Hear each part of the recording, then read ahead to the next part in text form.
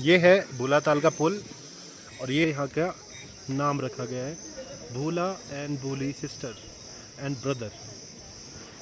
लोग यहाँ पे बोटिंग का मज़ा ले रहे हैं। और मैंने जैसे बताया गर्मियों में समय होता है 6, सर्दियों में समय होता है 5 और चारों तरफ शेडोज़ है।